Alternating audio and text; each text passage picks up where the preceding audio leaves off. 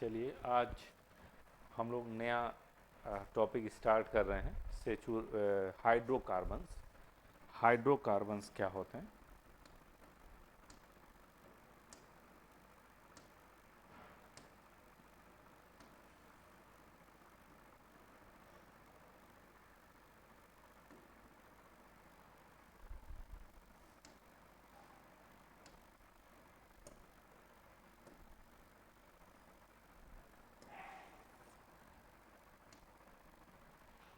Hydrocarbons क्या होते हैं?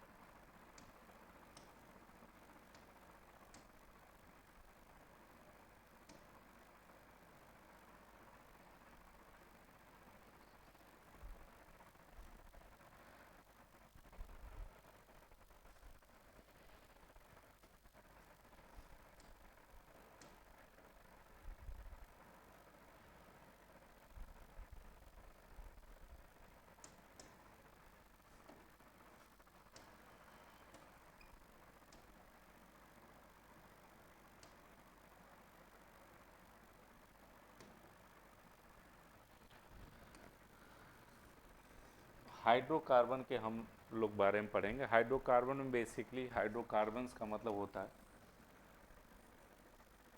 ऐसे कंपाउंड्स की हम बात करें जो हाइड्रोजन और कार्बन से मिलके बने होते हैं। Hydrocarbons are those compounds. Hydrocarbons hydrocarbons are those compounds और those compounds which form by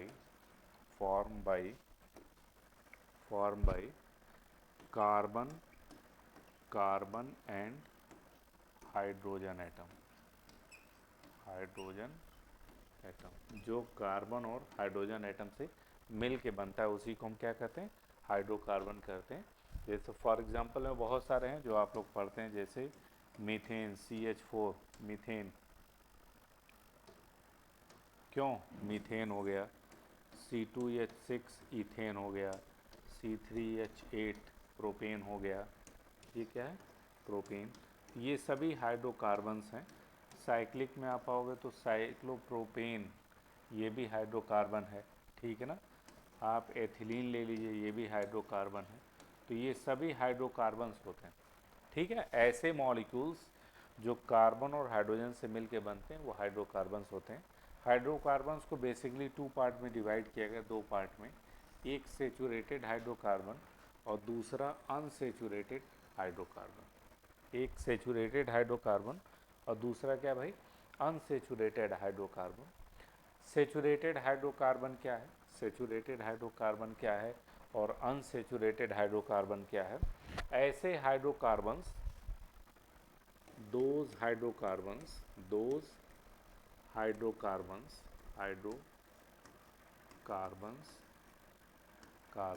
which contains only sigma bonds are called saturated hydrocarbon, are called saturated hydrocarbon are called saturated hydrocarbon। ऐसे hydrocarbon को हम क्या कहेंगे? Saturated hydrocarbon कहेंगे, जिसमें केवल sigma bond हो। और सेचुरेटेड हाइड्रोकार्बन के बहुत सारे एग्जांपल्स हैं। सेचुरेटेड हाइड्रोकार्बन्स के बहुत सारे एग्जांपल्स हैं, जैसे हम देख सकते हैं।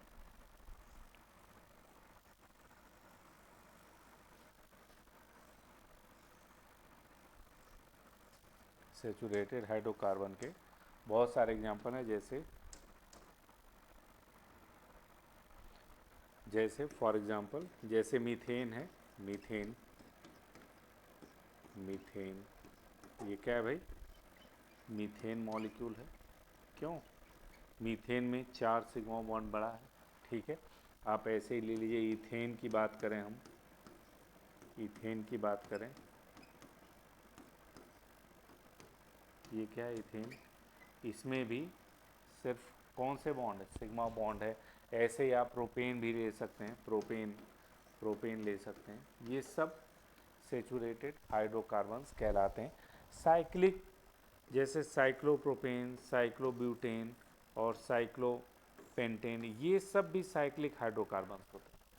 ये सब भी साइक्लिक सेचुरेटेड हाइड्रोकार्बन्स ये कहलाएंगे। ये ओपन चेन सेचुरेटेड हाइड्रोकार्बन्स, हमसे मतलब बस इतना है कि ऐसे हाइड्रोकार्बन्स जिनमें सिर्फ सिग्मा बॉन्ड हो, यानी कार्बन कार्बन के बीच या कार्बन हाइड्रोजन के बीच तो सिग्मा बॉन्ड ही पॉसिबल होगा। तो कार्बन कार्बन और कार्बन हाइड्रोजन के बीच में सिग्मा बॉन्ड हो, वो सेचुरेटेड हाइड्रोकार्बन्स कहलाते हैं। और सेचुरेटेड हाइड्रोकार्बन्स, जो भी सेचुरेटेड हाइड्रोकार्बन्स होते हैं,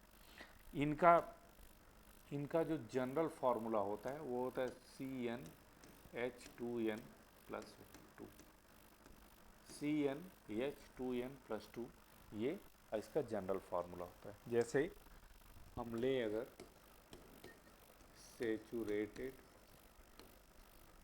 हाइड्रोकार्बन,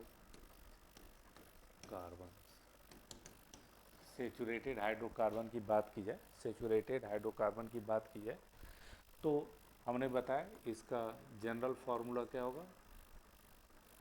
जनरल फार्मूला जो होगा वो CnH2n+2 होता है। ठीक, जैसे फॉर n = 1, अगर n की वैल्यू 1 रखें तो C1 और H पे 2 × 1+2 यानी क्या हो जाएगा CH4।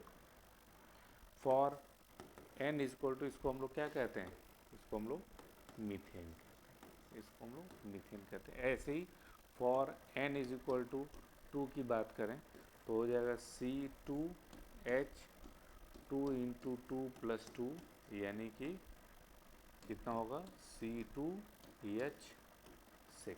इसको हम क्या कहेंगे, इसको हम क्या कहेंगे इथेन। इसको हम क्या कहेंगे भाई, इथेन हम कहेंगे। ठीक है, एक को हम लोग मीथेन कहेंगे, इथेन। अगर हम फॉर n = 3 कर दें तो देखिए क्या होगा C3H2 × 3+2 यानी कि C3H8 हो जाएगा। ये क्या कहलाएगा, प्रोपेन। क्या कहलाएगा, प्रोपेन कहलाएगा। ठीक है, तो ये जनरल फार्मूला है। हाँ, बस ये ध्यान रखिएगा कि एल्केन सेचुरेटेड हाइड्रोकार्बन में हमारा जो आता है वो क्या आता है, alkanes and cycloalkanes, alkanes and cycloalkanes, ये दो आते हैं कि इसमें सेचुरेटेड हाइड्रोकार्बन में यही दोनों आते हैं। कौन कौन से, एल्केन्स और सेचुरेटेड साइक्लो एल्केन्स, ये दो मॉलिक्यूल आते हैं। ठीक है, एल्केन का जनरल फार्मूला आपका ये हो गया, general formula of alkene this. लेकिन साइक्लो एल्केन का जो जनरल फार्मूला होता है वो CnH2n होता है।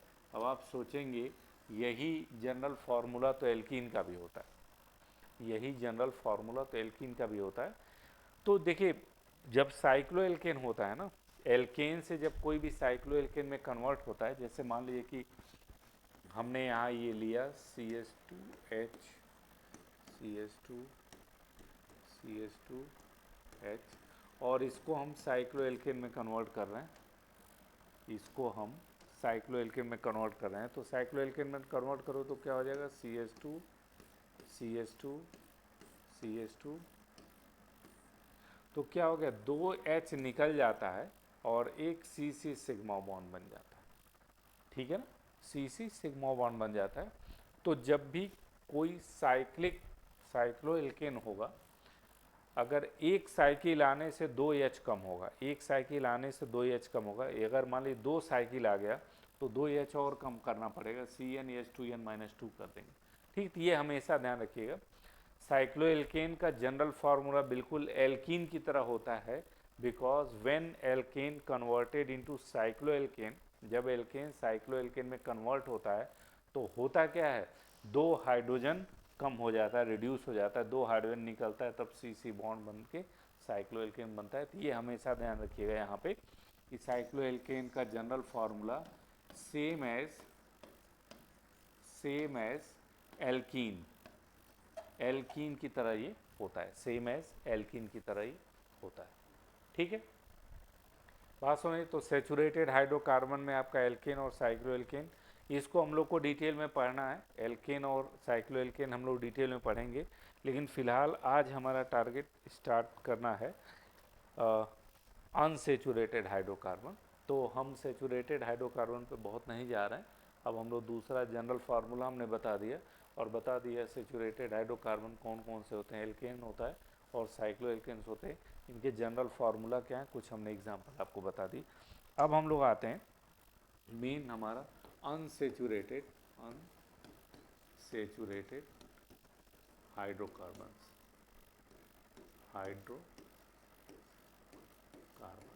Unsaturated hydrocarbon. जब हम अनसेचुरेटेड हाइड्रोकार्बन की बात करते हैं, जब हम अनसेचुरेटेड हाइड्रोकार्बन की बात करते हैं, तो ये अनसेचुरेटेड हाइड्रोकार्बन हम बता दें आपको दो तरह का होता है। और एक होता है जिसको हम कहते हैं एल्कीन और ओलिफीन, एल्कीन या ओलिफीन कहते हैं। और दूसरा जो होता है वो होता है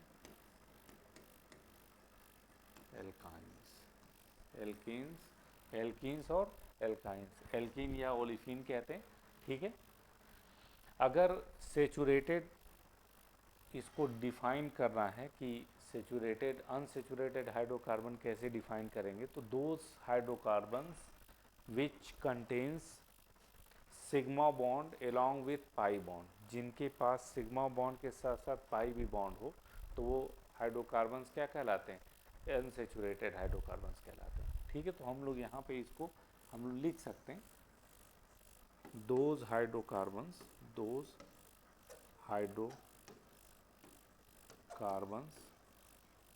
which contains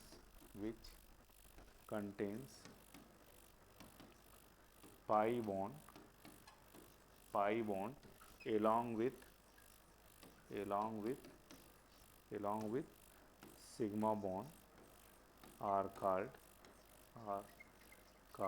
क्या, unsaturated hydrocarbon, are called unsaturated hydrocarbon. ये अनसेचुरेटेड हाइड्रोकार्बन कहलाते हैं।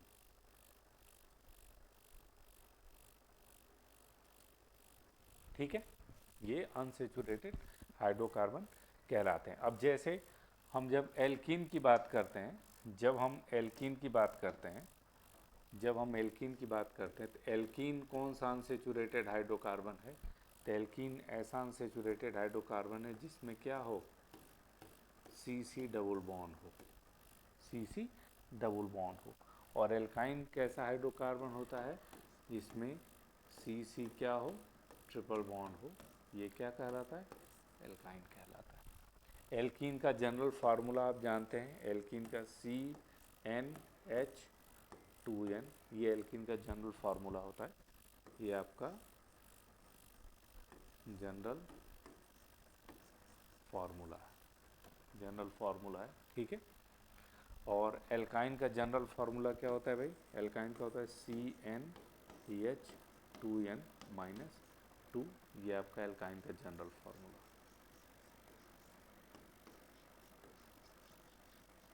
ठीक, ये जनरल फार्मूला होगा। तो एल्कीन कौन से हाइड्रोकार्बन कहलाएंगे, those unsaturated hydrocarbons which contains CC double bond are called alkenes या ओलिफिन्स। ठीक है, नोट कर लीजिएगा, those unsaturated hydrocarbons which contains CC double bond are called CC double bond are called क्या कहलाएगा, आर कॉल्ड एल्कीन्स या olefins कहलाता है।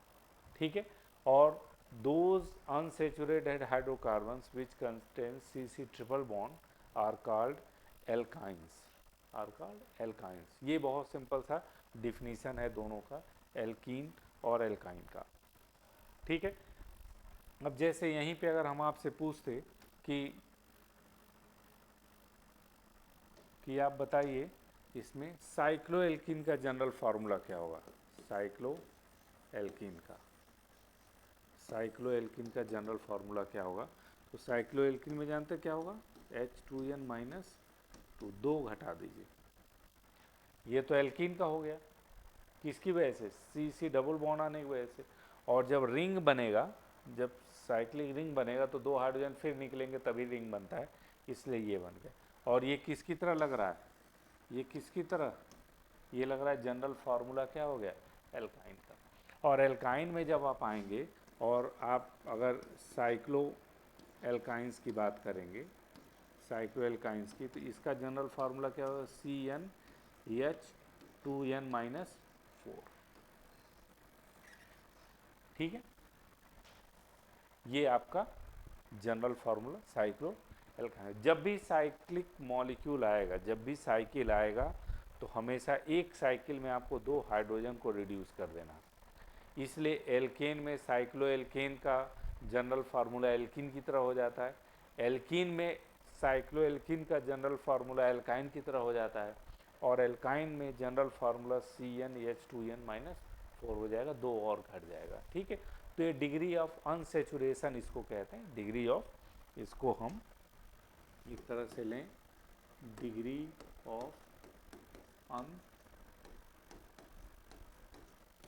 Unsaturation, degree of unsaturation. Degree of unsaturation में क्या होता है भाई, बताइए, डिग्री ऑफ अनसेचुरेशन में हम क्या कहेंगे,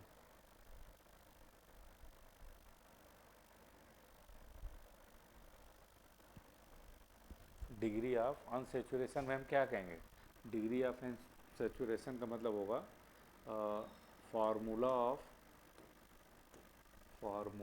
ऑफ एल्केन, एल्केन का मतलब CnH2n plus 2 minus 2 hydrogen, minus 2 hydrogen. ठीक है, minus 2 hydrogen for each pi bond oblique ring, ये ध्यान रखिएगा, डिग्री ऑफ सेचुरेशन का ही फार्मूला होगा। ठीक, फार्मूला ऑफ एल्केन यानी ये CnH2n minus plus 2 minus 2 hydrogen, 2 hydrogen को रिड्यूस करें किसके लिए, ईच पाई बॉन्ड, एक पाई बॉन्ड आने पे 2 हाइड्रोजन रिड्यूस होगा, या एक रिंग आने पे भी 2 हाइड्रोजन रिड्यूस होगा। अगर सपोज करिए 2 पाई बॉन्ड आ गया तो कितना हाइड्रोजन रिड्यूस हो जाएगा, 4 हाइड्रोजन रिड्यूस हो जाएगा। और अगर 2 रिंग आ गया तब भी 4 हाइड्रोजन रिड्यूस हो जाएगा। तो ये आप ध्यान रखिए, ये आपका डिग्री ऑफ अनसेचुरेशन कहलाता है, डिग्री ऑफ अनसेचुरेशन का ही फार्मूला है। एल्केन यानी CnH2n plus 2 minus 2 hydrogen, 2 hydrogen. ठीक, अब ये ध्यान रखना है, 2 हाइड्रोजन कब कब रिड्यूस होगा, एक पाई बॉन्ड आने से 2 हाइड्रोजन रिड्यूस हो जाता है, और एक रिंग आने से भी 2 हाइड्रोजन रिड्यूस हो जाता है। ठीक है, तो सबसे पहले हम लोग स्टार्ट करेंगे, आज जो हमें स्टार्ट करना वो एल्कीन यानी अनसेचुरेटेड हाइड्रोकार्बन में हमको एल्कीन स्टार्ट करना है। तो हम लोग आते हैं एल्कीन पे, एल्कीन या ओलिफिन्स हम कह सकते हैं।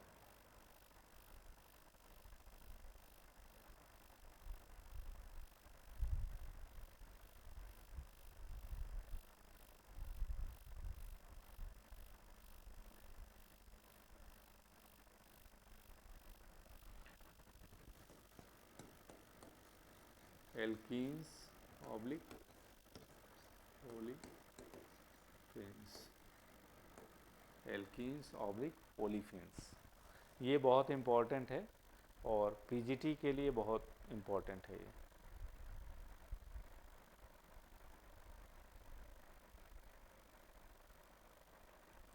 पीजीटी के लिए बहुत इम्पॉर्टेंट है। तो जब भी हम इसमें अगर आते हैं तो हम सबसे पहले, हमने बताया ना, इसके जनरल फार्मूले पे आते हैं, जनरल फार्मूले पे आते हैं, और वो हमने बता दिया CnH2n। ठीक है, ये किसके लिए भाई, एल्कीन के लिए है।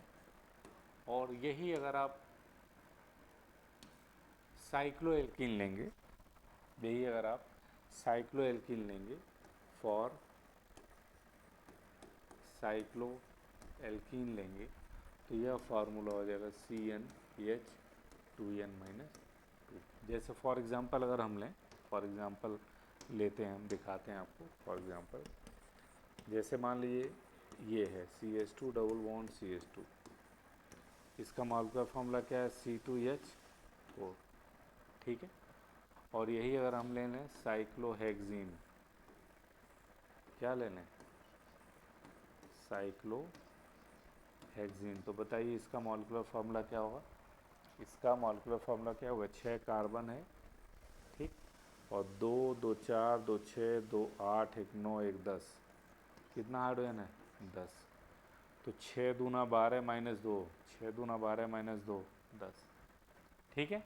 तो जब भी एक रिंग आएगा तो CnH2n-2 हो जाएगा। अगर दो रिंग आ गया, जैसे मान लीजिए कि हमारे पास दो रिंग आ गया, मान लीजिए ये है और एक रिंग और हम बना रहे हैं ऐसे,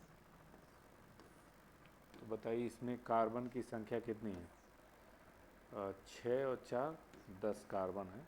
हाइड्रोजन देखिए 2 2 4 2 6 2 8 8 1 9 1 10 11 12 13 14 15 16 17 18,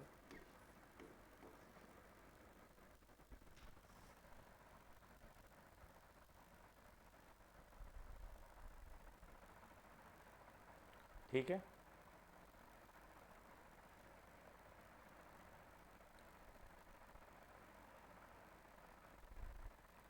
तो यहाँ पे देखिए 10 दूना 20 और माइनस 18, 10 दूना 20 और माइनस 18, यानी कि CnH2n-2 ये हुआ, ठीक। एक्चुअली हमने ये फ्यूज्ड रिंग बनाया है इसलिए इस तरह का आ रहा है।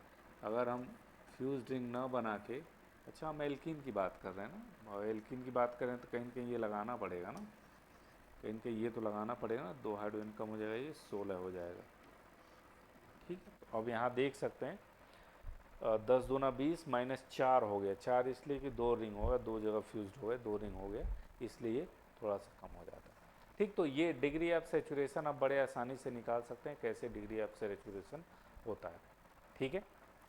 बात समझ में आई। तो एल्कीन जो होता है वो अनसेचुरेटेड हाइड्रोकार्बन होता है, और इसमें कार्बन कार्बन डबल बॉन्ड, कम से कम एक कार्बन कार्बन डबल बॉन्ड होता है, ठीक। और अगर साइक्लिक एल्कीन हो गया तो उसका जो मॉलिक्यूलर फार्मूला होगा, हाँ सौरभ 4IH कम होगा, बिल्कुल सौरभ ने पूछा है, 4H कम होगा क्योंकि दो जगह रिंग हो रहा है, 2 रिंग है इसलिए 4H कम होगा, 3 रिंग होगा तो 6H कम हो जाएगा, मतलब 2H हमेशा एक रिंग बढ़ने से कम हो जाएगा, एक पाई बॉन्ड आने से 2H कम हो जाएगा, ठीक है। चलिए नेक्स्ट अब हम लोग चलते हैं नेमिंग ऑफ एल्कीन या nomenclature of alkene.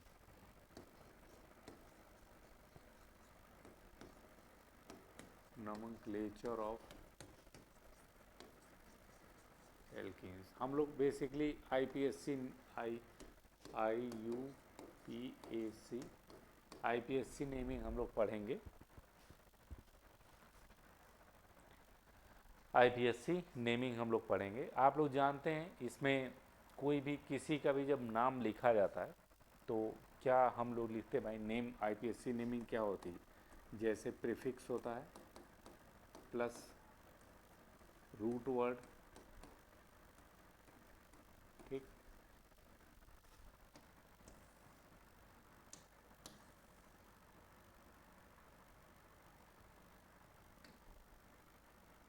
Root word plus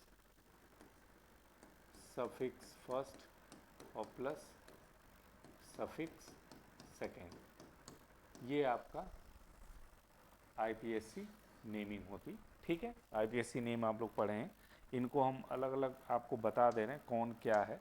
देखिए प्रीफिक्स किसको बताता है, प्रीफिक्स बताता है साइड चेन को, प्रीफिक्स किसको बताता है साइड चेन को। रूट वर्ड किसको बताता है, नंबर ऑफ कार्बन को रूट वर्ड बताता है। सफिक्स फर्स्ट बताता है सेचुरेशन, ऑब्लिक अनसेचुरेशन,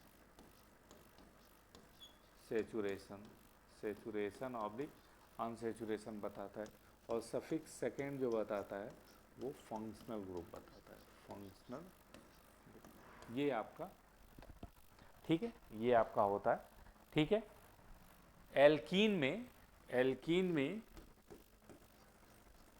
एल्कीन में हम लोग जो सफिक्स यूज़ करते हैं, सफिक्स जो यूज़ करते हैं वो यूज़ करते हैं ईन, सफिक्स जो यूज करते हैं वो कौन से यूज़ करते हैं, ईन यूज़ करते हैं,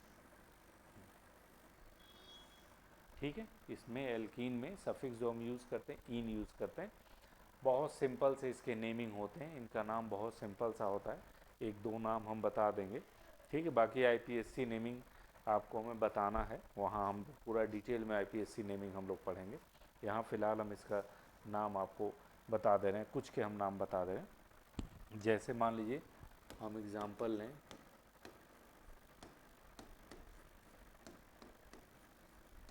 जैसे ये है,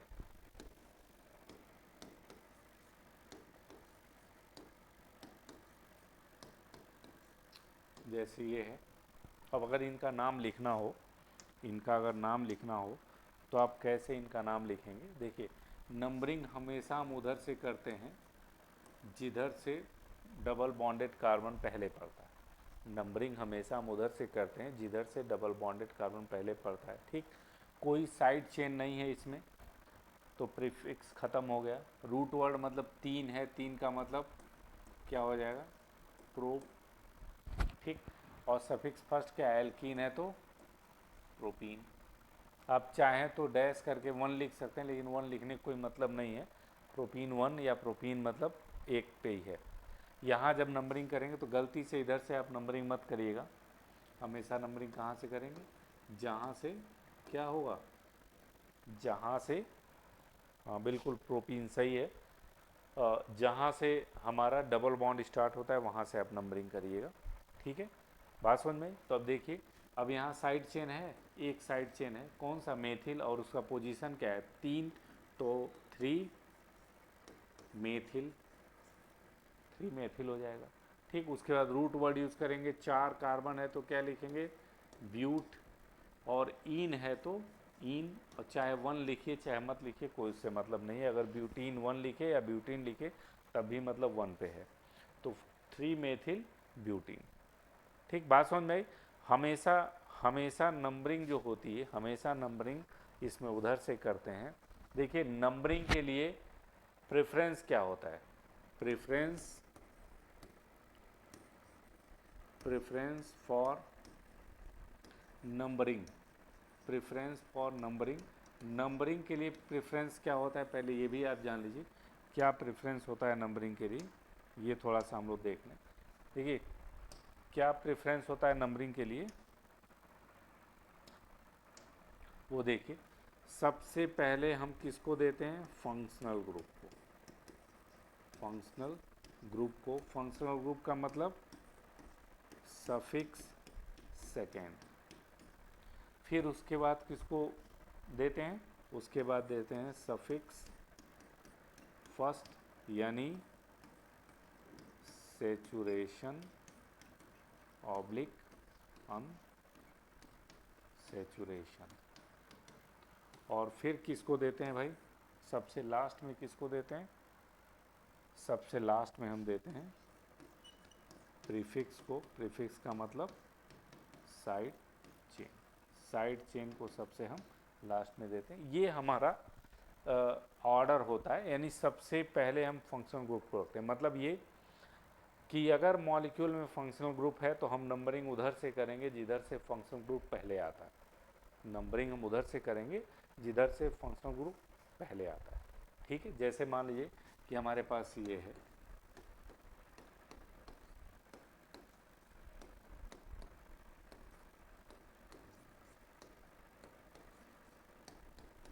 ये मान लीजिए है, ठीक है। अब देखिए अगर यहाँ पे हमें नंबरिंग करना हो तो हम कैसे नंबरिंग करेंगे, ये हमारा फंक्शनल ग्रुप है एल्डिहाइड, ये हमारा क्या है साइड चेन है, और ये हमारा सफिक्स फर्स्ट है, ये सफिक्स सेकेंड, ये सफिक्स फर्स्ट, और ये हमारा प्रीफिक्स। तो हमने कहा जब तीनों मौजूद है तो सबसे पहली प्रायोरिटी हम किसको देंगे, फंक्शनल ग्रुप यानी हमारी नंबरिंग यहाँ से स्टार्ट हुई 1 2 3 4 5,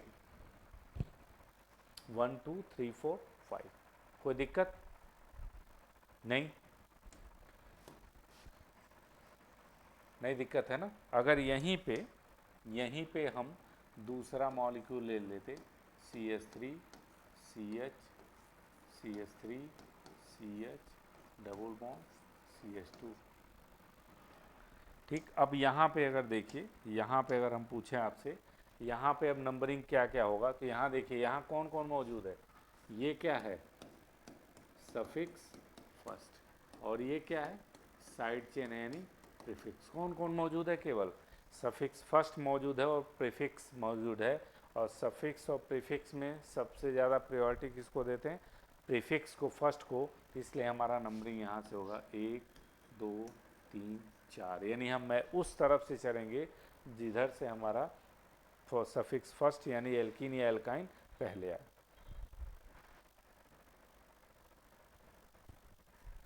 जिधर से हमारा एल्कीन और एल्काइन पहले आए। हाँ, अभी हम बता रहे हैं, दीक्षा ने पूछा है सर डबल बॉन्ड और ट्रिपल बॉन्ड में डबल बॉन्ड को देते हैं या प्रेफरेंस या ट्रिपल बॉन्ड को देते हैं, अभी हम डिस्कस करते हैं उस पर। तो यहाँ बात समझ में आई ना, तो यहाँ हमने इधर से किया, भले ही इधर से करने पे मेथिल पहले आता है, लेकिन हमें इससे अब लेना देना नहीं है, हमको इससे लेना देना, ठीक है, बात समझ में आई। और अगर तीसरा एग्जाम्पल लें हम,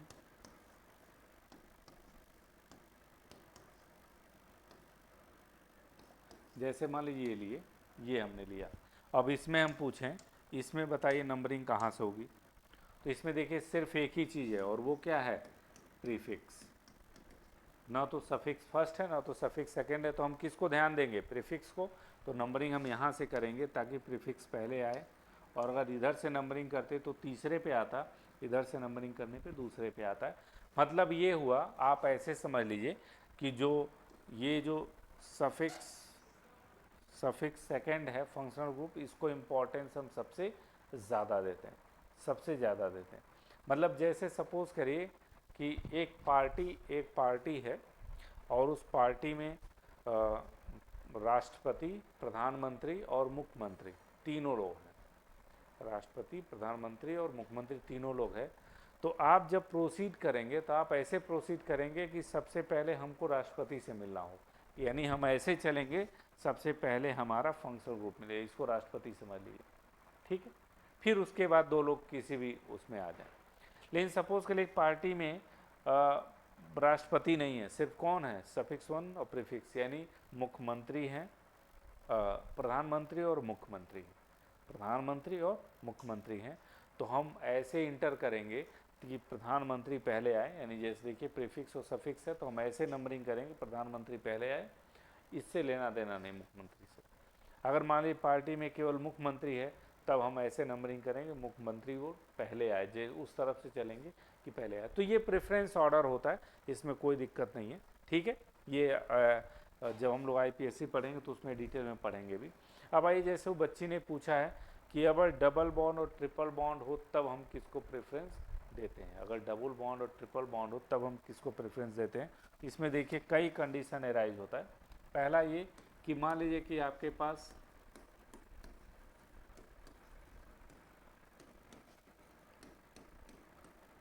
ये है,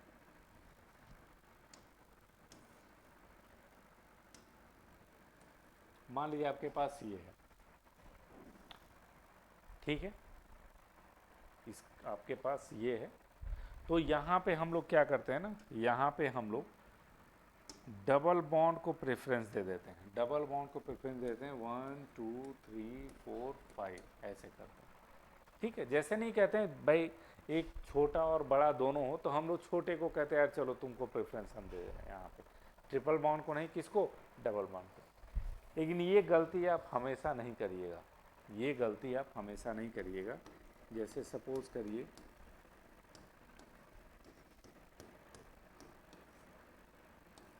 जैसे मान लीजिए एग्जांपल है, कौन सा एग्जांपल है, ये वाला। इसमें देखिए आप नंबरिंग यहाँ से करेंगे, डबल बॉन्ड पहले आ रहा है, डबल बॉन्ड को प्रेफरेंस हम दे दे रहे हैं, ठीक।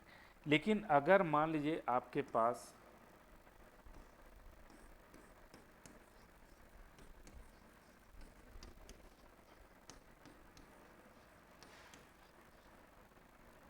मान लीजिए ये है।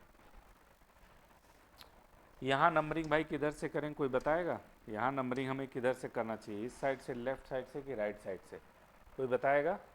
दीक्षा, विजय, सौरभ, दोनों सौरभ, बताओ इसमें ट्रिपल बॉन्ड के साइड से करेंगे कि इधर मेथिल के साइड से करेंगे?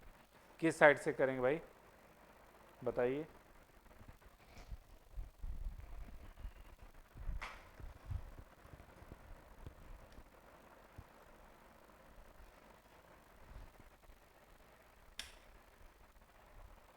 किस साइड से करेंगे? मेथिल साइड से। दीक्षा ने मेथिल साइड से, राइट साइड, यानी कि सौरभ ने भी राइट साइड, मतलब मेथिल साइड से ही बता रहे हैं। और विजय किधर से करेंगे, बताओ विजय।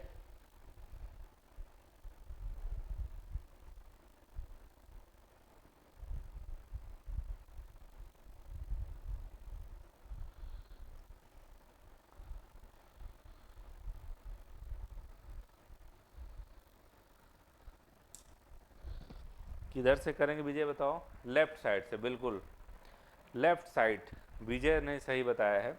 आपकी नंबरिंग यहाँ से होगी, ये सही है।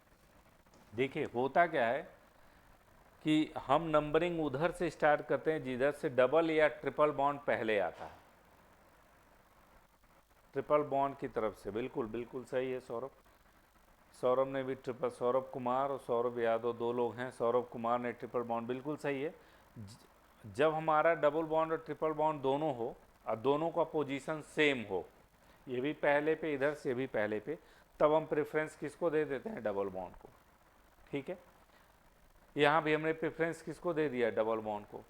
ठीक, लेकिन अगर डबल बॉन्ड और ट्रिपल बॉन्ड दोनों है और उसमें पोजीशन सेम नहीं है, तो हम उधर से चलते हैं जिधर से डबल बॉन्ड या ट्रिपल बॉन्ड कोई भी पहले आए। अगर इधर से आप चलते तो डबल बॉन्ड दूसरे पे आता, इधर से आप चल रहे हैं तो ट्रिपल बॉन्ड पहले पे आ रहा है, इसलिए नंबरिंग हमारा इधर से होगा। ठीक है, क्लियर? तो आप नाम इसका लिख सकते हैं, इसका क्या नाम होगा भाई, बताइए क्या नाम होगा? रूट वर्ड कितना है, कोई साइड चेन नहीं है तो रूट वर्ड 5 है, तो मतलब पेंट और 1 इन और 4 आइन। ठीक, इसका लिखेंगे तो पेंट, पेंट 1 इन, 1 इन और 3 आइन। सेम ऐसे इसको भी लिख देंगे। क्लियर? तो ये यहाँ पे थोड़ा सा आप ध्यान रखिएगा, हम डबल बॉन्ड को प्रेफरेंस देते हैं, लेकिन हमारा ये टारगेट होना चाहिए कि जब भी हम लेफ्ट या राइट साइड से चलें तो उस साइड से नंबरिंग करें जिधर से डबल या ट्रिपल बॉन्ड पहले आ जाए, चाहे डबल बॉन्ड आए चाहे पहले आ जाए। हाँ, जब डबल और ट्रिपल दोनों बॉन्ड का पोजीशन सेम होगा तब हम प्रेफरेंस डबल बॉन्ड को दे देंगे। ठीक है, क्लियर? इसको खैर आप लोग को पढ़ना है, इसमें बहुत ज़्यादा हम पढ़ना नहीं चाहते हैं, तो नामंक्लेचर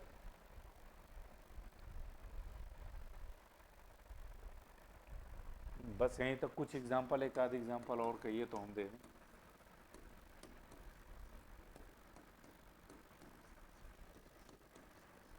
इसका जैसे लिखना हो, ये Cl है, Cl है, इसका नाम क्या होगा भाई? नंबरिंग हम किधर से करेंगे? नंबरिंग हम इधर से करेंगे जिधर डबल बॉन्ड। इस मॉलिक्यूल में कौन है? प्रधानमंत्री है और मुख्यमंत्री है, इसलिए प्रधानमंत्री को प्रेफरेंस हम देंगे। ठीक है, तो यहाँ पे क्या हो गया भाई, 3 क्लोरो, 3 क्लोरो, रूट वर्ड हो गया ब्यूट। ठीक, और कितना, 1 इन, या ब्यूटीन 1 या 1 ब्यूटीन, ठीक, कोई भी कह सकते हैं, ब्यूटीन 1 भी कह सकते हैं या ब्यूट 1 इन भी कह सकते हैं, दोनों सही है। ठीक है,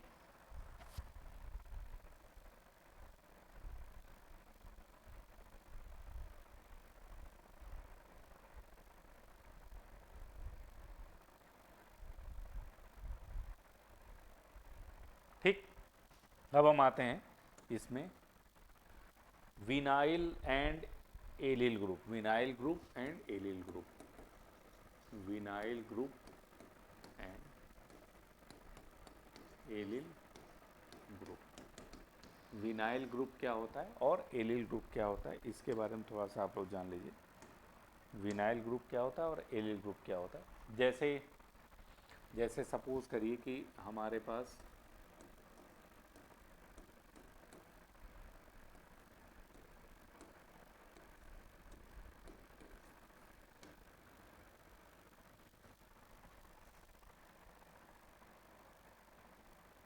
ये है, तो इसमें जानते हैं जो sp2 कार्बन होता है, जो sp2 कार्बन होता है एल्कीन का, यही क्या कहलाता है, विनाइल कार्बन। विनाइल कार्बन कहलाता है, या विनाइल पोजीशन भी हम कह सकते हैं, और विनाइल पोजीशन हम लोग कहते हैं, ठीक है ना। sp2 carbon of alkene is known as vinyl carbon और विनाइल पोजीशन, ठीक है। विनाइल कार्बन या विनाइलिक भी कह सकते हैं, इसको हम विनाइलिक भी कह सकते हैं, विनाइलिक पोजीशन भी कह सकते हैं, एलाइलिक पोजीशन और विनाइलिक पोजीशन, ठीक है। तो ये विनाइलिक कार्बन कहलाता है, यहाँ हम लिख दे रहे हैं sp2 carbon of alkenes are called vinylic carbon, ठीक है। और इससे जुड़े हुए जो एटम होंगे, इस कार्बन से जुड़े हुए जो एटम होंगे वो विनाइलिक ग्रुप कहलाएगा, ठीक है ना। जैसे फॉर एग्जांपल अगर हम लें, जैसे मान ली हमने लिया CH2 double bond CH, Cl जुड़ गया तो इसको हम कहेंगे विनाइल क्लोराइड, विनाइल क्लोराइड, ठीक। यानी the group attach with vinyl carbon are called vinylic group या विनाइलिक एटम, तो ये विनाइल क्लोराइड हो गया इसमें। ऐसे ही अगर हम लें CH2 double bond CH Br, इसको हम क्या कहेंगे, विनाइल ब्रोमाइड, इसको हम विनाइल ब्रोमाइड कहेंगे, ठीक। ये आपका विनाइलिक पोजीशन होता है। विनाइलिक कार्बन हमेशा किस हाइब्रिडाइजेशन स्टेट में होगा भाई, विनाइलिक कार्बन हमेशा sp2 हाइब्रिडाइजेशन स्टेट में होगा। विनाइलिक कार्बन हमेशा sp2 हाइब्रिडाइजेशन स्टेट में होगा, विनाइलिक कार्बन, ठीक। क्लियर, कोई डाउट विनाइल में, विनाइल में कोई डाउट। इसीलिए हम इस ग्रुप को कौन सा ग्रुप कहते हैं, विनाइल ग्रुप कहते हैं। इस ग्रुप को कौन सा ग्रुप कहते हैं, विनाइल ग्रुप। कोई दिक्कत तो नहीं, क्लियर है विनाइल ग्रुप, ठीक। अब हम एलिल ग्रुप की बात करें, अगर एलिल ग्रुप की बात करें तो एलिल ग्रुप क्या होगा, देखिए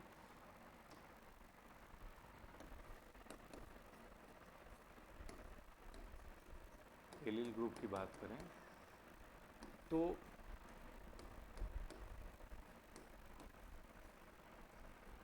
ये जो कार्बन है, इस कार्बन को हम कहते हैं एलाइलिक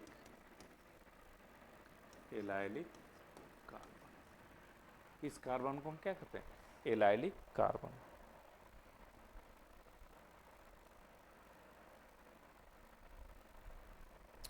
इसको हम कैसे डिफाइन करेंगे, ये कार्बन क्या था, विनाइलिक कार्बन, और ये क्या था, एलाइलिक कार्बन।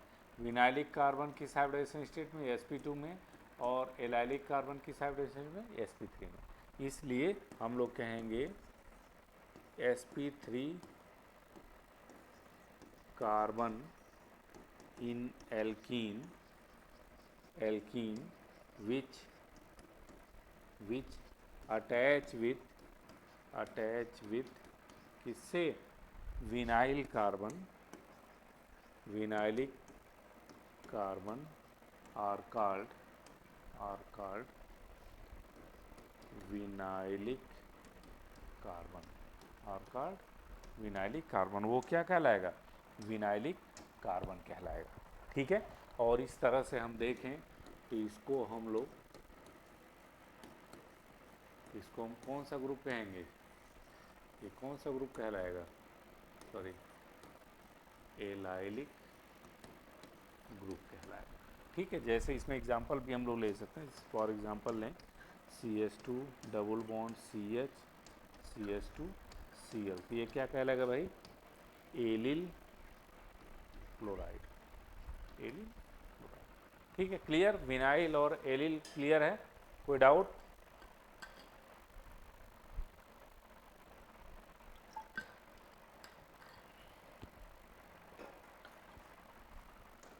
देखिए विनाइल में हमने बताया ये विनाइल कार्बन होगा और इसका हाइब्रिडाइजेशन स्टेट क्या हो गया, sp2 हो गया।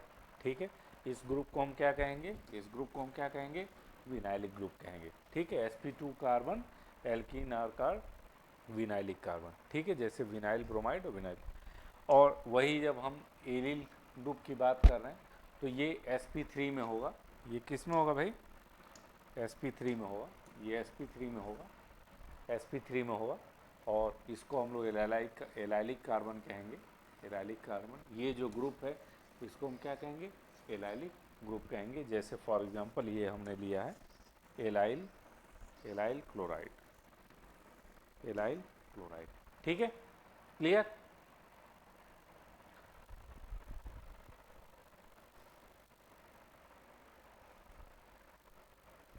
क्या डिफिनीशन में पूछना चाहते हो बच्चा, विजय? डिफिनीशन में क्या पूछना चाहते हो, डिफिनीशन में क्या पूछना चाहते हो?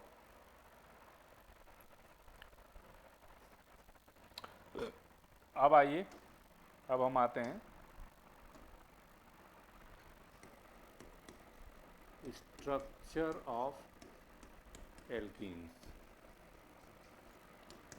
एल्कीन्स का स्ट्रक्चर क्या होगा, एल्कीन्स का स्ट्रक्चर क्या होगा? एल्कीन का स्ट्रक्चर लेने के लिए हम एक सबसे सिंपल एल्कीन ले ले रहे हैं, ये कौन सा, कौन सा, इथाइलिन। सबसे सिंपल एल्कीन हमने लिया इथाइलिन। ठीक है,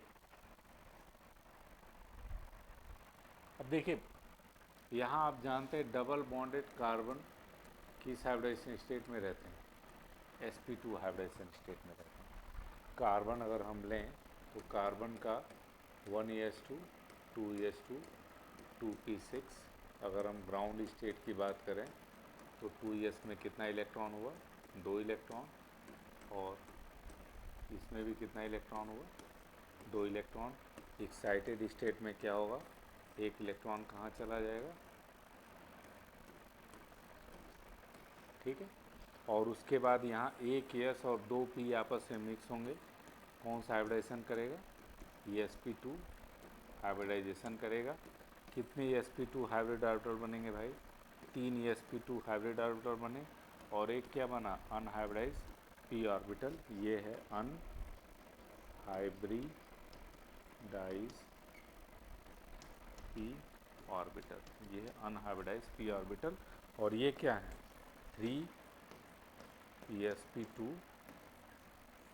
hybrid orbital, 3 sp2 hybrid orbital है। अब देखिए इनसे क्या होगा, इनसे एक हाइड्रोजन सिग्मा बॉन्ड बनाएगा, दूसरा हाइड्रोजन सिग्मा बॉन्ड बनाएगा और एक कार्बन सिग्मा बॉन्ड बनाएगा। ठीक है, और यही कार्बन इसके साथ क्या बनाएगा, पाई बॉन्ड बनाएगा। इसका जब हम शेप दिखाएंगे तो कुछ इस तरह से दिखाएंगे, ध्यान दीजिएगा।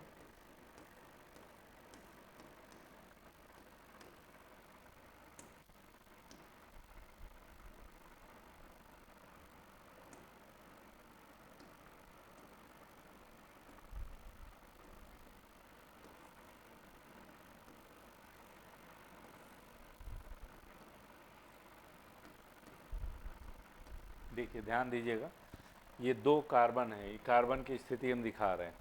प्रत्येक कार्बन के पास क्या है भाई, प्रत्येक कार्बन के पास 3 sp2 हाइब्रिड ऑर्बिटल है और एक क्या है, unhybridised pz orbital, unhybridised pz हम मान लेते हैं, और 3 sp2 हाइब्रिड ऑर्बिटल। तो यहाँ भी देखिए 3 sp2 हाइब्रिड ऑर्बिटल है, यहाँ पे 3 sp2 हाइब्रिड ऑर्बिटल है, एक sp2 हाइब्रिड ऑर्बिटल ये, एक sp2 हाइब्रिड ऑर्बिटल ये, और एक sp2 हाइब्रिड ऑर्बिटल ये। ठीक, तो एक sp2 हाइब्रिड ऑर्बिटल हाइड्रोजन के साथ, दूसरा भी हाइड्रोजन के साथ, और एक जो बनाया है वो कार्बन के साथ। तो ये जो बॉन्ड है, ये जो बॉन्ड है वो कौन सी ओवरलैपिंग है? sp2 sp2 overlapping, sp2 overlapping है। इसमें भी इसका ये sp2 ऑर्बिटल, इसका भी ये sp2 ऑर्बिटल, और इसका भी ये sp2, ये sp2 ओवरलैपिंग। बाकी ये जो CH बॉन्ड है वो sp2 और इसका s ऑर्बिटल ओवरलैपिंग हो रहा है। और ये जो दो बॉन्ड है ये अनहाइब्रिडाइज, ये आपस में लेटरल ओवरलैपिंग करके कौन सा बॉन्ड बनाएंगे? पाई बॉन्ड बनाएंगे। ठीक, लेटरल ओवरलैपिंग करके क्या बनाएंगे? पाई बॉन्ड बनाएंगे। तो बहुत सिंपल सा। गुड इवनिंग प्रकाश, बहुत लेट में आप जुड़े हैं, बहुत लेट में आप जुड़े भाई। ठीक है, देखिए तो ये आपका एल्कीन का स्ट्रक्चर है। तो एल्कीन के स्ट्रक्चर की बात करें तो एल्कीन का जो शेप होता है, एल्कीन का जो शेप होता है वो शेप कैसा होगा भाई? शेप कैसा होगा? शेप इसका होता है ट्राइगोनल प्लेनर। ट्राइगोनल क्या होता है? प्लेनर। और बॉन्ड एंगल कितना होता है? 120 डिग्री। ये जो बॉन्ड एंगल होगा लगभग 120 डिग्री होगा। ठीक है, बात समझ में? तो आप लोग इस तरह से लिख सकते हैं, आप लोग लिखना हो तो लिख लीजिए। In alkene double bonded carbon atom, in alkene double bonded carbon atom present in alkene double bonded carbon atom present in sp2 hybridization state, present in sp2 hybridization state, present in sp2 hybridization state. ठीक, the shape of alkene, the shape of alkene is trigonal planar, the shape of alkene is trigonal planar with bond angle 90 degree, with bond angle 90 degree, with bond angle 90 degree. Clear? With bond angle 90 degree.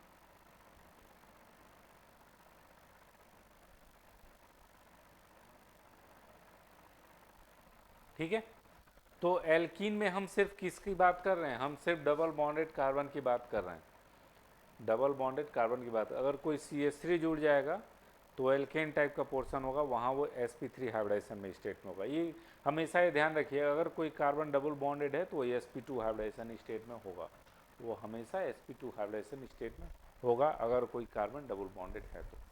ठीक है, तो structure समझ में आया? Structure समझ में आ गया ना? चलिए नेक्स्ट हम लोग आते हैं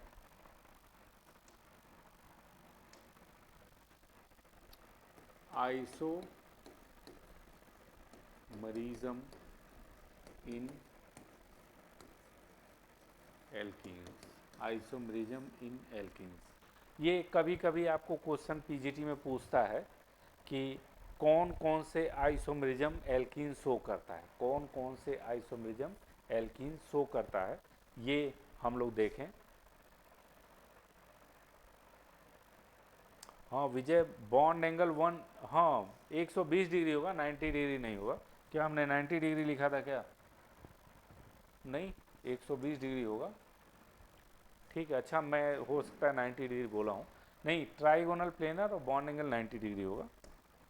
चलिए आइसोमरिज्म इन एल्कीन्स, आइसोमरिज्म की बात करें, कौन सा आइसोमरिज्म पाया जाता है? तो पहले हम आते हैं स्ट्रक्चरल आइसोमरिज्म, स्ट्रक्चरल आइसोमरिज्म।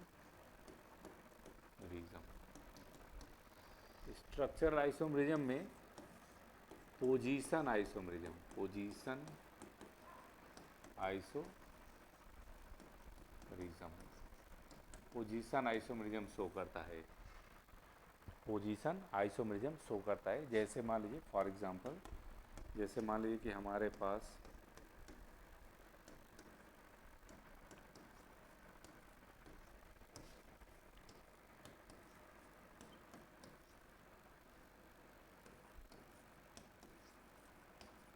जैसे मान लीजिए ये है, और अगर हम आपसे पूछें इसमें, अगर इसमें हम पूछें ये दोनों एक दूसरे क्या है, जबकि इनका मॉलिक्यूलर फार्मूला सेम है, सिर्फ अंतर क्या है, सिर्फ अंतर क्या है, देखिए ये आपका 1 ब्यूटीन है और ये क्या है 2 ब्यूटीन, ये क्या है 2 ब्यूटीन, 1 2 3 4, 1 2 3 4, 2 ब्यूटीन है। तो ये पोजीशन आइसोमरिज्म, यानी इनका पोजीशन क्या हो गया, चेंज हो गया। पोजीशन आइसोमरिज्म मतलब those structural isomerism in which the position of functional group is different. तो ये पोजीशन आइसोमरिज्म होते हैं। तो सबसे पहला है कि पोजीशन आइसोमरिज्म शो करता है, कौन शो करता है भाई, कौन शो करता है position isomerism, alkene position isomerism show करता है। ठीक है, ऐसे ही चेन आइसोमरिज्म भी शो कर सकता है, एल्कीन चेन आइसोमरिज्म भी शो कर सकता है, एल्कीन जो है वो चेन आइसोमरिज्म भी शो कर सकता है।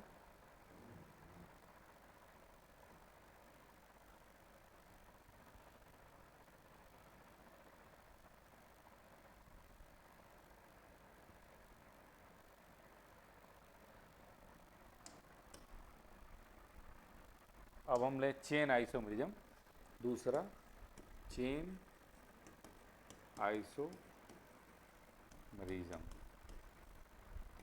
चेन आइसोमरिज्म की बात करें तो देखिए चेन आइसोमरिज्म भी शो करेगा ये, कैसे, जैसे मान लीजिए कि हमारे पास CH2 double bond CH, CH2 CH,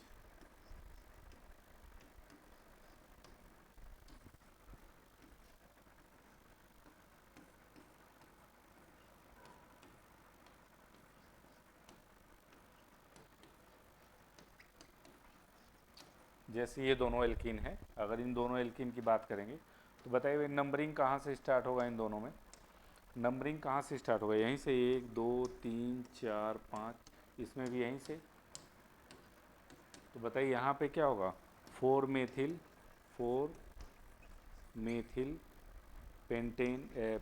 pentene, और ये क्या होगा 3 मेथिल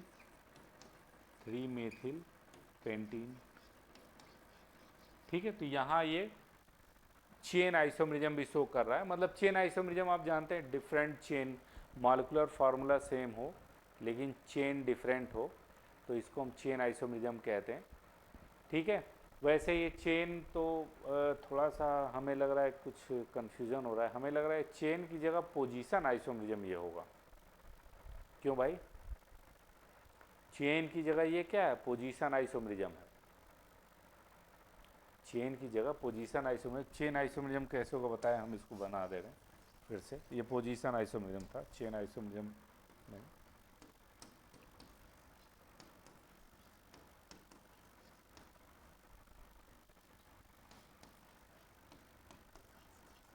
ये जैसे ये दोनों आएंगे, ये दोनों अब आ जाएंगे, इसका हम लेंगे 1 2 3 4 5 6 हेक्सीन 1। देखिए मॉलिक्यूलर फार्मूला सेम है, इनका मॉलिक्यूलर फार्मूला सेम है लेकिन चेन अलग है, इसमें एक चेन मिला और इसमें एक चेन नहीं है। ठीक है, स्ट्रेट चेन में, तो ये चेन आइसोमरिज्म शो करेगा। ठीक है, तो बेसिकली देखिए, बेसिकली ये दो ही शो करता है, कौन कौन सा, एक तो पोजीशन आइसोमरिज्म और दूसरा चेन आइसोमरिज्म। बाकी न तो ये फंक्शनल ग्रुप आइसोमरिज्म शो करेगा और न तो ये एक तरह से देखा जाए मेटामरिज्म शो करेगा, न तो ये टाउटोमरिज्म शो करेगा। स्ट्रिक्टली हम कहें, बहुत स्ट्रिक्टली, तो बहुत स्ट्रिक्टली हम कहेंगे कि सिर्फ ये कौन सा आइसोमरिज्म शो करता है, पोजीशन आइसोमरिज्म। इसलिए हम इसको इसमें नहीं कैलकुलेट कर रहे हैं, वो इसलिए क्योंकि एल्कीन का पोजीशन हमारा चेंज नहीं हो रहा है, ये जो साइड चेन है इनके पोजीशन से चेंज हो रहा है। तो हम लोग ये भी कह सकते हैं कि ये मोस्टली या mainly chain position isomerism show करेगा। विजय, चेन में डिफरेंट चेन इन कार्बन, हाँ बिल्कुल, चेन आइसोमरिज्म में मतलब डिफरेंट चेन हो, मॉलिक्यूलर फार्मूला सेम हो लेकिन चेन की संख्या डिफरेंट हो। जैसे एक चेन है इसमें और इसमें एक चेन के साथ एक साइड चेन है, इसलिए चेन आइसोमरिज्म। ठीक है ना, तो आप लोग बस ये ध्यान रखिएगा, स्ट्रक्चरल आइसोमरिज्म में ये मोस्टली पोजीशन आइसोमरिज्म शो करता है। ठीक, दूसरा जब इसमें आप आएंगे तो क्या, सिस ट्रांस आइसोमरिज्म। ठीक है, तो ये दूसरा जो है स्ट्रक्चरल आइसोमरिज्म नहीं है, ये स्टीरियो आइसोमरिज्म है। स्टीरियो आइसोम में कौन, सिस ट्रांस आइसोमरिज्म है। और इसको तो आप लोग बहुत अच्छी तरीके से जानते हैं, दो ग्रुप जब एक साइड होता है तो इसको हम कहेंगे सिस ब्यूटीन 2, और अगर दो ग्रुप डिफरेंट साइड रहेगा, मेथिल मेथिल डिफरेंट है तो इसको कहलाया जाएगा ट्रांस 2 ब्यूटीन या ब्यूटीन 2, ये। ठीक है, तो सिस ट्रांस आइसोमरिज्म भी शो करता है, सिस ट्रांस आइसोमरिज्म भी ये शो करता है। सिस ट्रांस आइसोमरिज्म शो करने की जो वजह है वो क्या है भाई, restricted rotation, restricted rotation about C double bond के राउंड रिस्ट्रिक्टेड रोटेशन की वजह से ये सिस ट्रांस आइसोमरिज्म शो कर रहा है। ठीक है, क्लियर है भाई, ये कोई डाउट?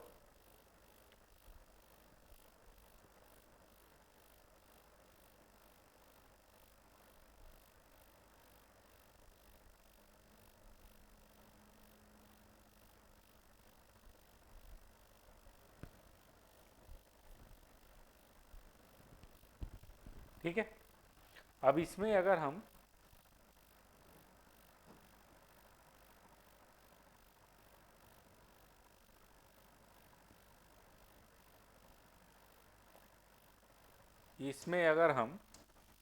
देखिए, इसमें अगर हम डाइपोल मोमेंट की बात करें, डाइपोल मोमेंट ऑफ एल्कीन, तो इसको भी हम लोग यहाँ डिस्कस कर सकते हैं, डाइपोल मोमेंट ऑफ एल्कीन्स। और कैसे डिस्कस हम लोग कर सकते हैं, देखिए डाइपोल मोमेंट किसका ज़्यादा होगा, सिस का ज़्यादा होगा, ट्रांस का ज़्यादा होगा भाई, बताइए। डाइपोल मोमेंट किसका ज़्यादा होगा, सिस का होगा कि ट्रांस का? ये भी सिस, सॉरी,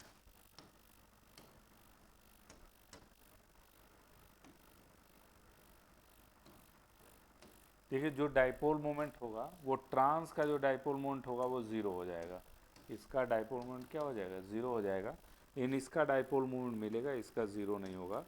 सिस का डाइपोल मोमेंट हमेशा ज़्यादा होगा, क्योंकि ट्रांस का मतलब क्या ना, ये दोनों एक दूसरे को क्या करते हैं, कैंसिल आउट कर लेते हैं, ये एक दूसरे कैंसिल आउट कर लेते हैं, इसलिए सिस का डाइपोल मोमेंट मिलता है। इसलिए हम लोग कहते हैं in cis and trans alkene, cis isomer shows dipole moment, cis isomer dipole moment show करेगा, ट्रांस आइसोमर की डाइपोल मोमेंट नहीं होगा। हाँ, लेकिन अगर ये मेथिल यहाँ एथिल हो जाए तब डाइपोल मोमेंट हो जाएगा, अगर ये दोनों सेम है तब डाइपोल मोमेंट नहीं होगा, अगर ये दोनों डिफरेंट हुए तो क्या होगा, डाइपोल मोमेंट आ जाता है।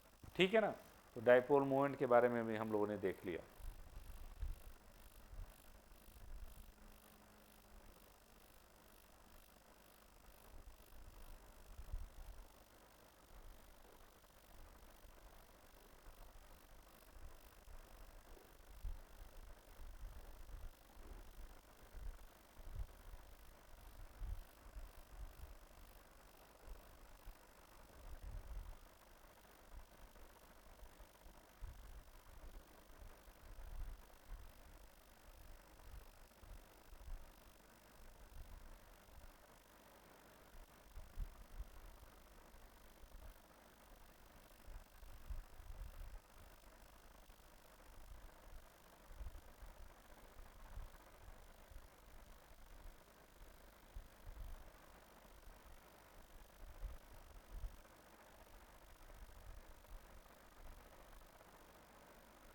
ठीक है,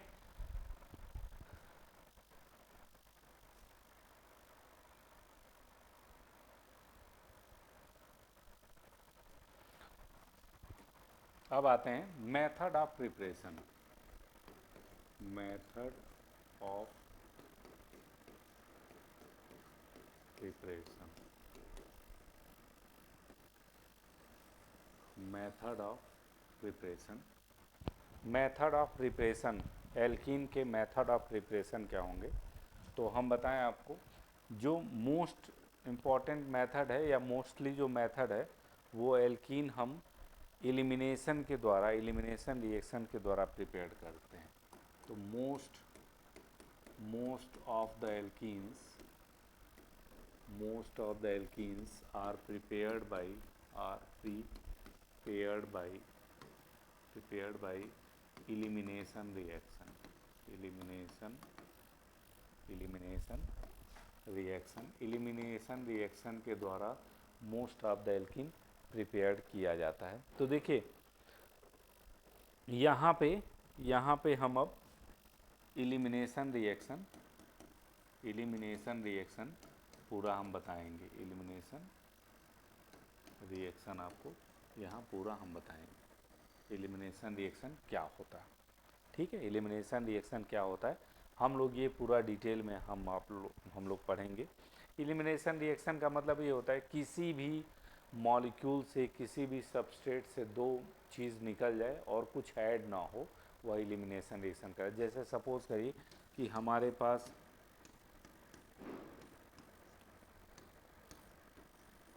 यहाँ से Br और यहाँ CH निकल जाए तो ये हमारा क्या कहलाएगा? एलिमिनेशन। ठीक है, ऐसे ही अगर हमारे पास यहाँ H है और यहाँ हमारे पास OH है, यहाँ से OH निकले, यहाँ से H निकले, वाटर निकल जाए तो ये भी हमारा क्या कहलाएगा? Elimination reaction. तो most of the alkenes form by elimination reaction. और एलिमिनेशन रिएक्शन बहुत सिंपल सा एलिमिनेशन रिएक्शन होता है। एलिमिनेशन रिएक्शन में क्या होता है? एलिमिनेशन रिएक्शन में सबस्ट्रेट से दो ग्रुप या एटम क्या होते हैं? रिमूव हो जाते हैं और कोई भी ऐड नहीं होता है या कुछ भी ऐड नहीं होता है, उसी को हम लोग क्या कहते हैं? एलिमिनेशन रिएक्शन कहते हैं। ठीक है, तो एलिमिनेशन रिएक्शन को हम लोग को डिटेल में पढ़ना है, कितने तरह के एलिमिनेशन रिएक्शन होते हैं। और एलिमिनेशन रिएक्शन हम लोग जब पढ़ेंगे, एलिमिनेशन थोड़ा सा हम बता दे रहे हैं, एलिमिनेशन रिएक्शन तो तीन तरह के एलिमिनेशन रिएक्शन पढ़ेंगे हम। एक तो E1, एक तो E2 और एक तो E3, E1 CB, ये तीन तरह के एलिमिनेशन रिएक्शन पढ़ेंगे। लेकिन एलिमिनेशन रिएक्शन को सबसे पहले इसमें नहीं बांटा गया है। एलिमिनेशन रिएक्शन को इससे भी पहले, एलिमिनेशन रिएक्शन को इससे भी पहले जिसमें बांटा गया है वो है ये अल्फ़ा एलिमिनेशन, ठीक, beta elimination, gamma elimination and so on, ऐसे ही, मतलब गामा के बाद डेल्टा, ऐसे। अल्फ़ा एलिमिनेशन का मतलब क्या हुआ? ये एलिमिनेशन किस बिहाफ पे बांटा गया हम बता दें आपको। यह एलिमिनेशन इस बिहाफ पे बांटा गया है कि जो दोनों लिविंग ग्रुप हैं, जो निकलने वाले ग्रुप हैं, वो एक दूसरे के रिस्पेक्ट में कहाँ पे हैं, वह एक दूसरे के रिस्पेक्ट में कहाँ पे हैं, उसी को हम लोग कहते हैं। जैसे सपोज़ करिए अगर दोनों निकलने वाले ग्रुप XY, जो निकलने वाले ग्रुप हैं, अगर एक ही एटम से निकल रहे हैं तो ये कहलाता है अल्फ़ा एलिमिनेशन। बीटा एलिमिनेशन का मतलब अगर दोनों निकलने वाले ग्रुप अगल बगल पोजीशन पे है तो इसको हम क्या कहते हैं? Beta elimination. अगर निकलने वाले ग्रुप एक अल्फ़ा पे है तो एक गामा पे है, अल्फ़ा बीटा गामा, तो इस तरह के रिएक्शन को हम क्या कहते हैं? Gamma elimination. ऐसे ही एक और 4 पे है तो डेल्टा एलिमिनेशन, यानी इसको हम 1-1 एलिमिनेशन भी कहेंगे, 1-1 एलिमिनेशन, इसको 1-2 एलिमिनेशन और इसको 1-3 एलिमिनेशन, ऐसे ही आगे 1-4 एलिमिनेशन, 1-5। जो सबसे कॉमन एलिमिनेशन है वो आपका यही है, बीटा एलिमिनेशन। और यही बीटा एलिमिनेशन को हम फिर फर्दर कितने पार्ट में डिवाइड करते हैं? 3 पार्ट में, E1 रिएक्शन, E2 रिएक्शन और E1 CB रिएक्शन, ये 3 में हम डिवाइड करते हैं। ठीक है, तो ये हम लोग एलिमिनेशन रिएक्शन थोड़ा सा आप लोग पढ़ के आइएगा, हम लोग कल एलिमिनेशन रिएक्शन डिस्कस करेंगे। और बहुत इम्पॉर्टेंट है पीजीटी के पॉइंट ऑफ व्यू से, पीजीटी के पॉइंट ऑफ व्यू से बहुत इम्पॉर्टेंट है। कम से कम आपको 2 क्वेश्चन तो दे के ही जाएगा ये, कम से कम एक एक तो कहीं नहीं गया है, एक क्वेश्चन तो पक्का रहेगा। और मोस्टली ये 2 क्वेश्चन आपको दे के जाएगा, एलिमिनेशन रिएक्शन, ठीक है। और बहुत आसान होता है, बहुत कॉन्सेप्ट बेसिस पे है, आसानी से आप पढ़ सकते हैं। हाँ, हम ये आपको सजेस्ट करेंगे, आप उसमें ऐप पे आप जाएंगे तो एलिमिनेशन रिएक्शंस के कुछ वीडियो हमारे हैं, उसको आप लोग देख भी लीजिएगा, तो आसानी से आपको समझ में आ जाएगा। ऐप पे आप लोग जाएंगे या उस पे जाएंगे यूट्यूब पे आप जाएंगे तो यूट्यूब पे भी एक चैनल है, chemistry make it easy, make it easy, chemistry make it easy है। तो इस पे आप लोग जाएंगे तो इस पे भी एलिमिनेशन के बहुत सारे 6-7 वीडियोस इसके पड़े हुए हैं। हम कहिए तो आपको दिखा भी सकते हैं, हम दिखा भी सकते हैं ये वीडियोस।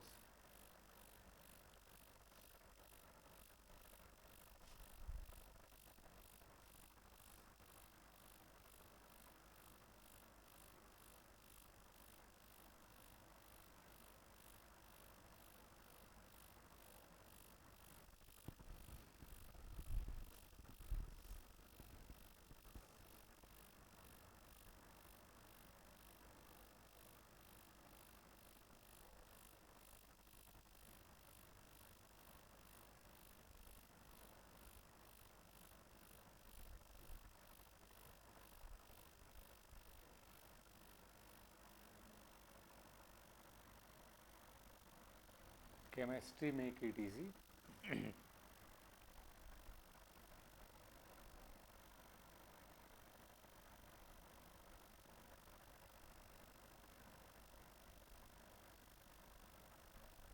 कहाँ गया भाई?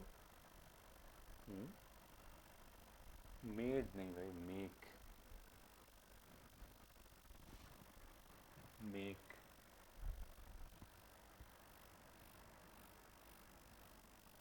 सॉरी।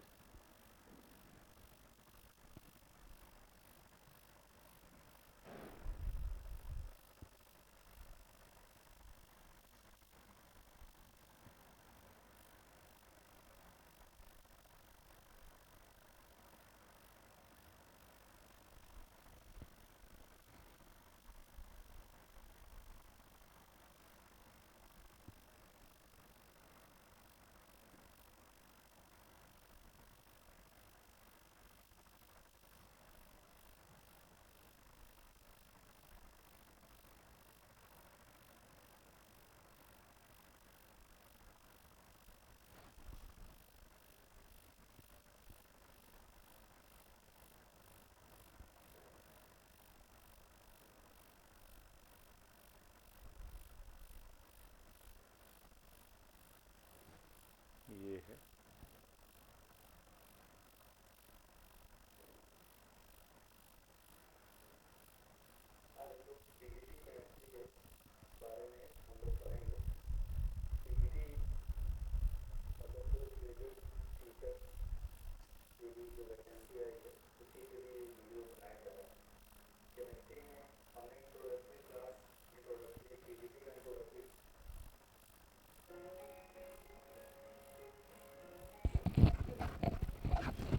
हो जाए। प्यारे बच्चों, आज हम लोग एमएससी के सिलेबस में ऑर्गेनिक केमिस्ट्री में एलिमिनेशन रिएक्शंस के बारे में डिस्कस करेंगे। एलिमिनेशन रिएक्शंस, क्या आप लोग को आवाज़ आ रही है?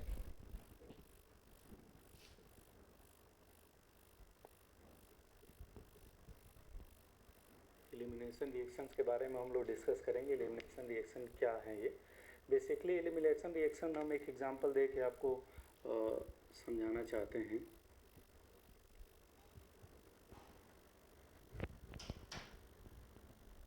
सपोज करिए सबस्ट्रेट और क्लियर है, और इसको हम अल्कोहलिक क्लियर है से रिएक्ट करते हैं, तो इस सबस्ट्रेट से यहाँ से हैलोजन और यहाँ से H निकल जाता है, और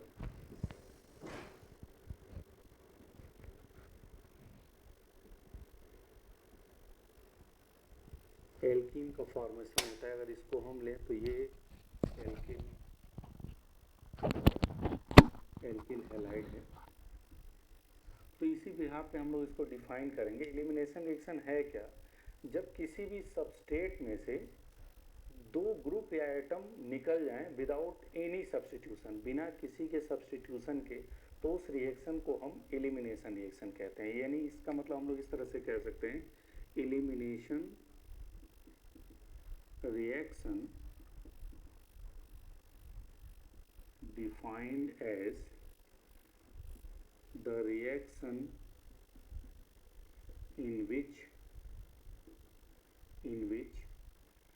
the two group or atoms remove from substrate or reactant without any replacement of group or atom from reactant। तो इस तरह से हमको डिफाइन कर सकते हैं एलिमिनेशन क्लियर है आप रिएक्शन लोग डिफाइंड को, एज और वीडियो द क्लियर है। Reaction in which the two groups और एटम्स रिमूव फ्रॉम सबस्ट्रेट और reactant without any replacement of group और एटम फ्रॉम द रिएक्टेंट। जैसे हमने इस एग्जांपल को लिया है, इस सबस्ट्रेट में से एक्स यहाँ हैलोजन निकलता है और यहाँ से एच निकलता है, दो एटम निकल जाते हैं और ये एल्कीन का फॉर्मेशन होता है। तो ये बेसिक सिंपल एलिमिनेशन रिएक्शंस को हमने डिफाइन किया है कि एलिमिनेशन रिएक्शन है क्या। Elimination reaction just it is A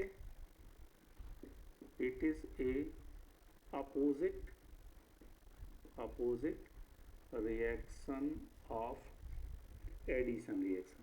addition रिएक्शन हम लोग पढ़ते हैं। एडिशन रिएक्शन में सपोज करिए एल्कीन पे हम Br2 का एडिशन कराते हैं, दोनों Br मॉलिक्यूल इस पे जुड़ जाता है, ये हमारा एडिशन रिएक्शन कहलाता है। जस्ट इसी का अपोजिट होता है एलिमिनेशन रिएक्शन।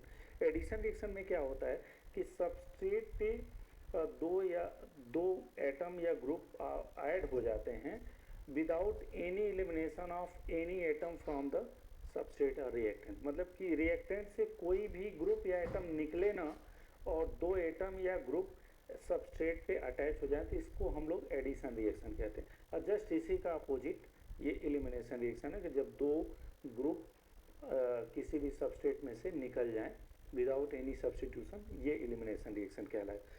एलिमिनेशन रिएक्शन को डिवाइड किया गया है, किस तरह से इसका डिवीज़न होता है एलिमिनेशन रिएक्शन का, वो हम लोग अब देखते हैं। एलिमिनेशन रिएक्शन को हम लोग डिवाइड करते हैं on the basis of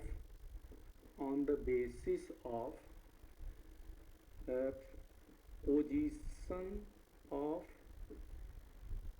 eliminating groups or atoms। elimination reaction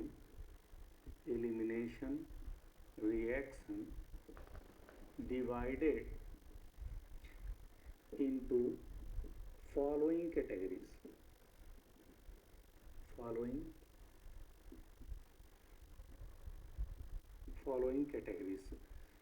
मतलब कि जो दो ग्रुप एलिमिनेट हो रहे हैं उनके रिलेटिव पोजीशन, यहाँ हम कह सकते हैं on the basis of relative positions of eliminating groups. आप लोग YouTube पे ये सारे लेक्चर हैं, तो आप लोग थोड़ा देख लीजिएगा, तो हम जल्दी स्टार्ट कर सकते हैं। जैसे एलिमिनेशन रिएक्शन के पार्ट 2 है, ठीक है, पार्ट 2 भी है ऐसे,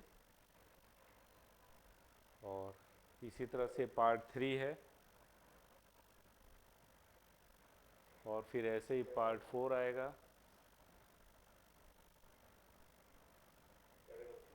फिर ऐसे ही पार्ट पार्ट 5 भी होगा, ये पार्ट 6 है। ठीक है, तो 6 या 7 वीडियोस हैं, ये आप लोग देखिएगा। ठीक है,